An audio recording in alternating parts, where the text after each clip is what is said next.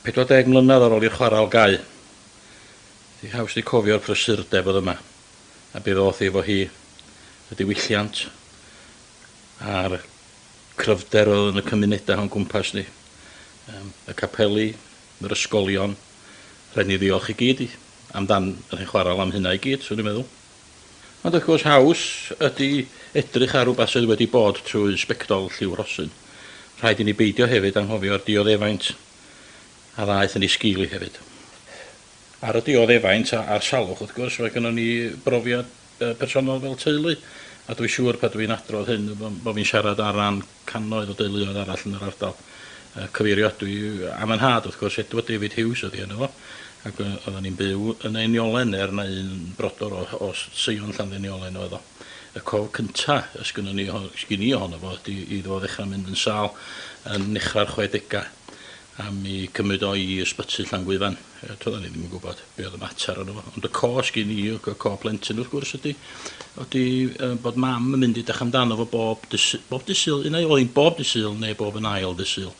A o'na fys pwrpasol yn mynd o'r ardal yma. A mi oedd y bus mewn llawn o wragedd. So mae'n dangos i chi be oedd effaith y salwch yn yr ardal yna. Ond wrth gwrs oedd yr awdurdodau yn just yn troi gwyneb i ffwrdd ac yn dweud na, dy'r fath beth ddim yn digwydd. Mi o'n arai bobl fel gwleidyddion o gwmpas yr ardal yn hwyrach wedyn yn y 70au yn trio'n galad i gael iawndal i'r chwarelwyr am y salwch yma. I fod i fath yn union oedd y glowyr yn gael. A doedd i dwad ti'n meddwl, diwedd y 70au, pan oedd Llywodraeth Harold Wilson mewn dipyn bach o draffath am yna ryw bleidlais yn Nhŷ'r Cyffredin. A mi ofynwyd i Dafydd Wigley fysa nhw'n medru cael dibynnu ar bleidleisiau Plaid Cymru.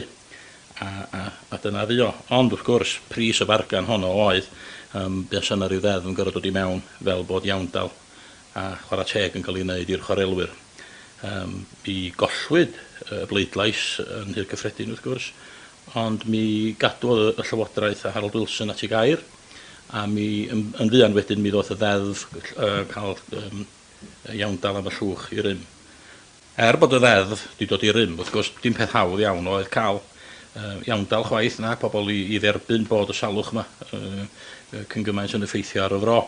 A o flaen y bord fel oedden ni alw fo i gael iawndal a heini'n cael ei troi lawr o hyd.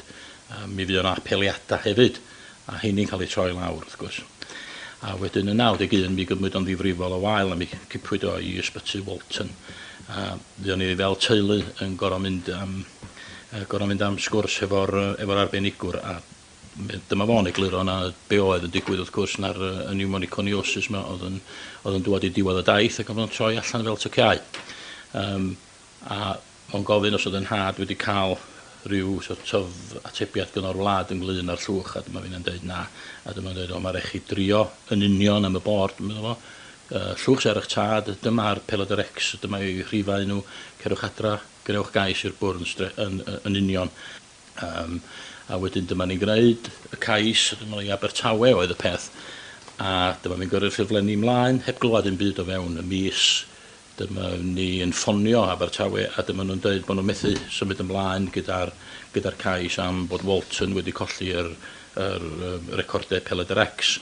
Dyma mi'n ffonio'r arbenigwr yn ôl a dyma fo'n dweud na, da ni ddim wedi cael dim cais gyda'r Llywodraeth. Mae'r Pelod yr Ex yma, cyfeiriwch ata fi, dydwch am gysylltu efo fi, a dyna nes i. Mi gafwyd o ford yn y tŷ, a mi ddaeth rhyw arbenigwr Professor Lee, oedd ei enw o'r Ysbyty Feddyginiaeth yn Manceinion, ar ei ffordd allan dyma Professor Lee yn dweud mae'n ddrwg iawn gen i mewn bod hyn wedi cymryd cyhir. Dwi'n methu deall sut mae'r pethau wedi bod fel hyn, a mi gath iawndal. Yn anffodus wrth gwrs, be ddudodd oedd be mae'r pres ma'n da, mi oedd rhaid gwneud y byd hefo fo.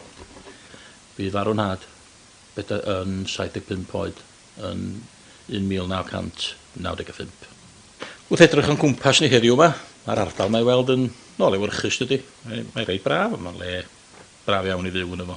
Mae rhaid i ni hynna'n bod yn ddiolchgar am be mae'r chwarael salwch a ddaeth yn ei sgili